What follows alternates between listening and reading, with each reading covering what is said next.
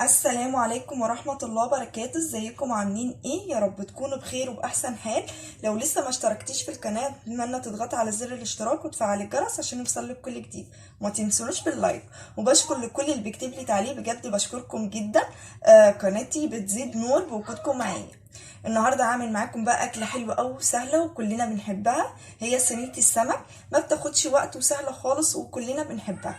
معايا هنا اول حاجه سمك مكاريل او سمك سنجاري او سمك روسي، كل واحد حسب بلده بيقولوا عليها ايه. يعني هنا عندنا بنقول عليه سمك روسي.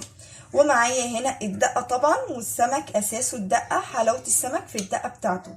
الدقه عباره عن فلفل احمر وفلفل اخضر، ومعايا توم، ومعايا ملح وكمون وكزبره، ومعايا خل وليمون. وطبعا طول ما هي الدقه حلوه طول ما بتديكي طعم حلو قوي للسمك. ومعايا هنا للحشو اللي احنا نحتاجه للسمك معايا هنا فلفل اخضر، ومعايا فلفل احمر، ومعايا طماطم، ومعايا جزر، وتقدري تستغني عن الجزر. اول حاجه خالص معايا هحتاجها هنا، انا معايا هنا السمك. انا نضفته كويس قوي ونقعته بالميه والملح، بالملح والليمون. اول حاجه هتجيب السمكيه كده، وهجيب من على ظهر السلسله كده، هعمل لها فتحات. لو انت حابه تعملي لها فتحات دي اعملي، مش حابه خلاص. بس بتبقى شكلها حلو قوي قوي قوي الصراحه. اهي الفتحات اهي.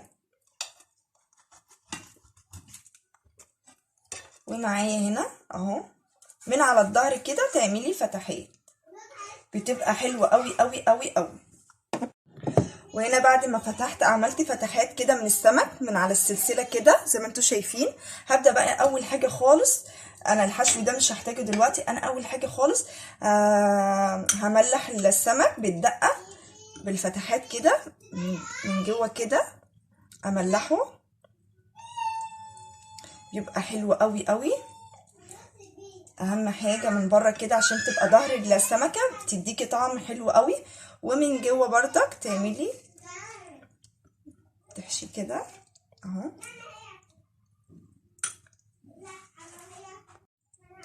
وهنا كده زي ما انتم شايفين انا ملحت السمك معايا كده بالدقه.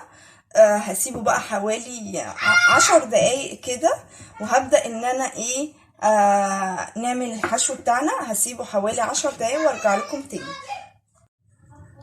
وهنا بقى بعد ما سبت السمك حوالي ربع ساعه هبدا بقى ان انا اركنه كده في جنب، وهبدا ان انا اعمل الحشوه بتاعتنا. اول حاجه خالص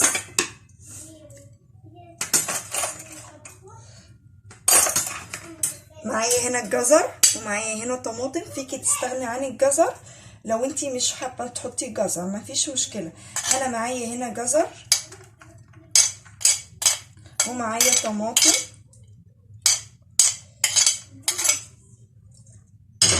ومعايا فلفل اخضر، ومعايا فلفل احمر.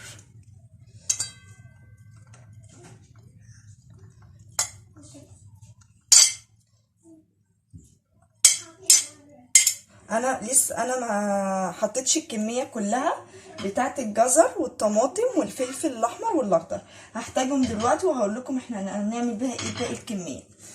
وهحط معلقه كده من الدقه،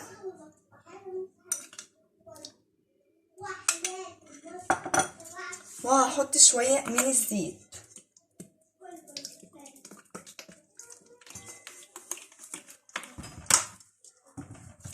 هقلب بقى كده كله مع بعضه مع الدقه.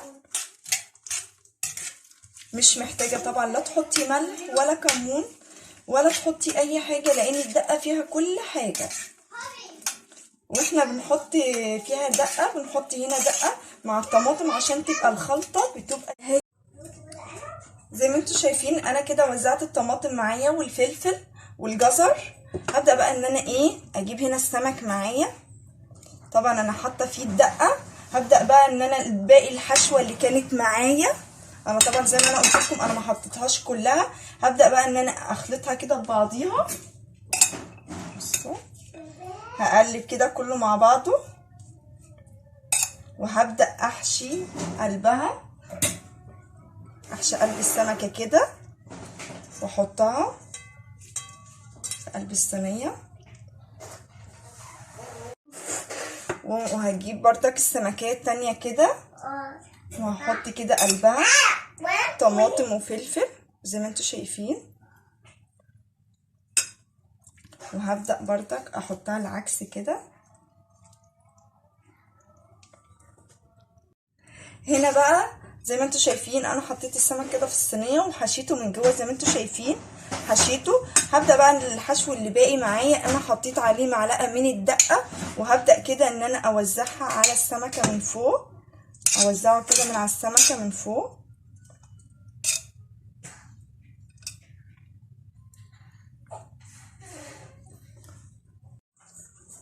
وكده زي ما انتوا شايفين انا كده اكون خلصت صينيه السمك معاكم اهو. انا بقى هعمل ايه، هسويها ازاي؟ هحطها على البوتاجاز من فوق، هوطي عليها نص توطيه، مش هعلي قوي، هوطي عليها نص توطيه، وبعد كده لما يستوي معايا هدخلها الفرن. وزي ما انتوا شايفين شكل الصينيه عامله ازاي، بجد والله العظيم جميله جدا، تفتح النفس، روعه، شكلها يفتح النفس. وهوريكم شكلها في الاخر عامل ازاي. وبسم الله ما شاء الله زي ما انتوا شايفين شكل السمك عامل ازاي، بجد جميل جدا، سخن قوي قوي قوي، لسه مطلعاه دلوقتي اهو، قلت ما اوريهولكم. شايفين شكله عامل ازاي، بجد حلو قوي قوي قوي قوي. لو لسه ما اشتركتيش في القناه اتمنى تضغطي على زر الاشتراك وتفعلي على الجرس عشان يوصلك كل جديد، واتمنى تكون الوصفه عجبتكم. شايفين شكل السمك عامل ازاي، بجد جميل جدا جدا جدا، يفتح النفس.